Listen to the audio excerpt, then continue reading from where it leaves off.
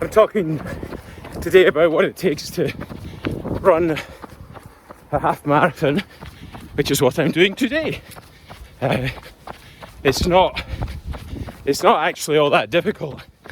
I think people think it's hard, and I'm sure there'll be some swearing and cursing as the morning goes on, but the actual doing it isn't difficult. It's all the preparation beforehand and making sure that you stick to a plan, that you're consistent, that you prepare well. So what does that look like for me? Well, over the course of the morning, I'm going to tell you what that involves. So stick with it. And sorry about the bouncy nature of this run, this filming, but hopefully you don't get seasick, and I'll explain as I go. Okay. Jeez, it's bloody windy. That's something you can't train for. It's the bloody weather. Because although I've got a tailwind just now, it's more of a crosswind. I'm about to do a run way along there, which is probably about 5k uphill and into a headwind, so I'm not sure I'm going to enjoy it. But I'll keep you posted about how that goes shortly. Right, so the first thing is preparation, and I don't mean getting your shoes ready the night before. I mean doing the build up to it. If you're going to do something like this, you need to set a plan, and for you that plan might be 10 weeks, it might be 3 months, it might be 6 months, it might be a year, but it's all about building the frequency of a habit to the point where it's a non-negotiable. And that means every, Monday, Wednesday and Saturday, you always do your run. Nothing should get in the way of that. And if there are things that are regularly getting in the way of that, then you need to look at why and find ways to change that barrier. So if that means that you have to change the time of your run, if it means you need to make sure you run with someone, if it means that you need to run for shorter periods, then so be it. But you just need to make sure that you're always doing the run. Because if you don't do it, the race will come, or the day for doing the big run will come, or the weather will be bad, and you'll bail again. So you have to make sure that habit is absolutely rock solid and completely built into your week. So remove the barriers, and then that'll mean your chances of success are way higher. And kind of that's what I mean by preparation. Preparing is, what is it they say? If you fail to prepare, prepare to fail. So get that plan written, stick to it, get rid of any barriers that crop up, and you'll be fine. Oh geez, here we go, making the turn. It's going to take me into the headwind, which is coming from that direction, and that's where I'm running to. So that's going to be a nuisance. Just see how I get on. Okay, so another thing that's worth thinking about is, do you actually know how to run? I think if you watch kids in the playground, they all know how to run, and they're all quite good at it, and they do it without much in the way of issue, and they seem to keep going and keep going. So the problem with adults is we've forgotten how to run, and so you need to teach yourself how to run again and learn how to run with minimal effort. I mean, I say minimal effort, I'm clearly struggling here, but it is a bit of a hill that we're coming to. But yeah, so you can actually teach yourself. It takes about 6 months of practice, really, learning to run with your head up, looking straight forward, with your chest up, and with your arms not crossing over the middle, and making sure that you're not slouching into the run and that you're landing on a midfoot. It took me months to learn that. I felt like I was bloody learning how to ride a bike for the first time. But you have to reteach yourself how to run. so that you can run effectively and efficiently. And everyone can do it. We're all built for it. Just read Born to Run by Chris McDougall and you'll soon realise we should all be running. I heard the other day that the average person over the age of 30 will never ever sprint for the rest of their life. And it's something like 95% will never sprint ever past 30. That's insane. How are you supposed to catch a bus? Right, that's me just gone past 5k. Pretty slow, but trying to be consistent. Look at that. It's lovely, isn't it? Yeah, another car's just gone past, that's what that was. Anyway, if you don't get out and run, you never see stuff like this. I suppose if you went big long walks you might, but it's gorgeous. I've got to talk about equipment. Now, I think you know I like barefoot shoes. I would never run in them. I just don't have the time to practice them. However, whatever you choose to run in, you have to just run in the same stuff all the time. In all the videos I'm wearing the same kit pretty much. It stinks. It's totally bogging. But I know I'm not going to get chaffed. I know I'm not going to get blistered. I always buy the same running shoes. And I've just really got used to it. Which, as I said, that's one other barrier I don't have to think about. I just put the stuff out the night before, get up, shove it on and go out. That's not specifically true. For a run like this, you got to have a big breakfast. Usually I have porridge. And that's part of the preparation, is knowing what you're going to eat the next morning. But anyway, get to know your equipment, get to know what you like, and never change. There's always going to be some newfangled thing that you try and it bloody turns out terrible. Don't bother. I mean, fair enough if you're an athlete and you're at the top of the curve, you're trying to shave a few seconds off. But if you're like me and you're, 100 kilograms, 5'8", and you run like a bloody elephant, and we know that elephants don't run very well, then actually maybe they do run. Anyway, they can't jump, that's it, they can't jump. Anyway, regardless, don't bother changing your equipment. Don't bother looking at the fads. Just get what you like and wear it all the time. Right, I'm 7 or 8k in, I'm already crying. It's the wind. It's the wind that's causing it. I think that this is something I always find. I get to 5 or 6 kilometres and then I'm like, oh god, I'm done. That's me, I'm finished. But I know I'm not.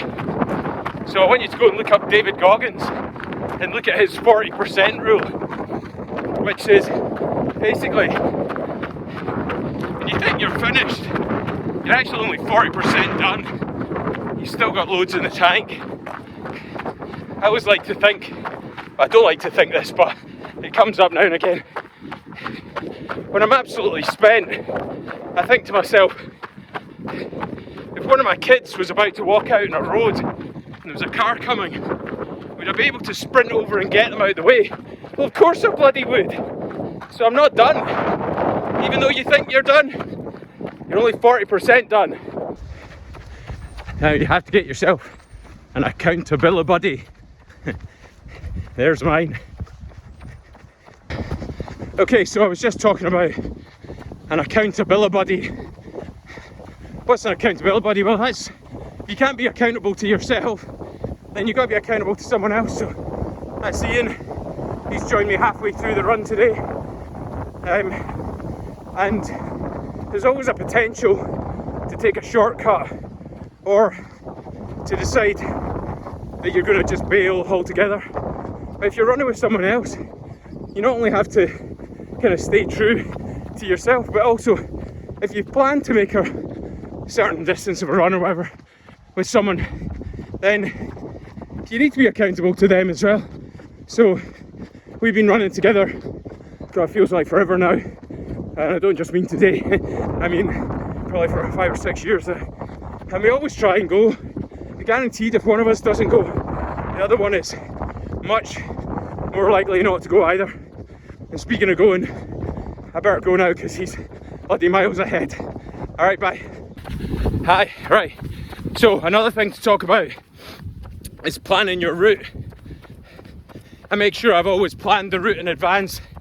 Now the reason I do that is so that I'm not kind of having to make it up as I go along and add on things at the end when I haven't run long enough. But also because it makes me, well, it gives me the chance to front load the pain. So what I mean by that is I'm spending the first half of today's run running into this bloody headwind and it's mostly uphill, but the second half is downhill with a tailwind pretty much all the way home. So that then leads on to trying to run what they call a negative split, and that basically means run your second half faster than your first half. Now you might think that means run really fast in the second one, but it actually means run slower in the first half so that you can manage to still have it in your legs to run quickly in the second half. So first half slow, second half less slow. Here we are at the 2/3 mark, so 14 kilometers, not too bad. Beginning to head downhill now, always a bonus. And then we'll have a tailwind shortly too, so we'll see how the rest of the run goes. Okay, a couple of things that are worth saying when I speak to people about, making a change or doing exercise or something like this. The two things I always hear, the first one is, I can't run the line to myself, or something along those lines. Some kind of negative self-narrative, I can't. I mean, that's nonsense. But it's not about changing it to I can. It's about changing it to I could. So in order to make something happen, you have to start.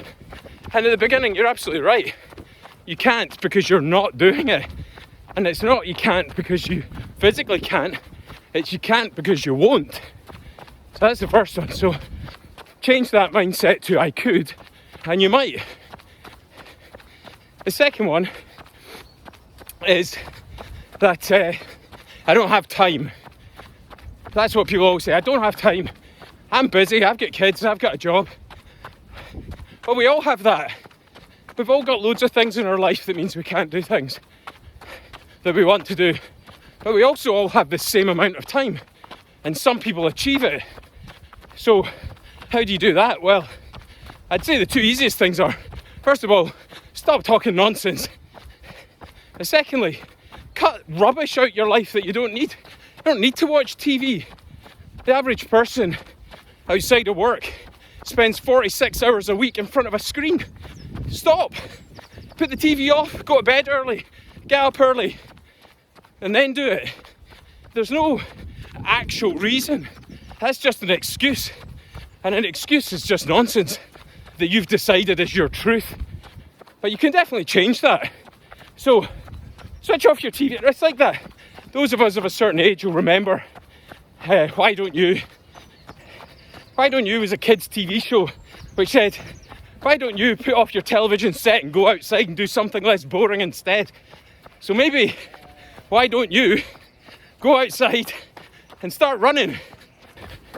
Another thing to think about is reward. What you're doing is great. It's good for you, keeps you healthy and fit, and that'll extend into other aspects of your life, but it's all right to reward yourself.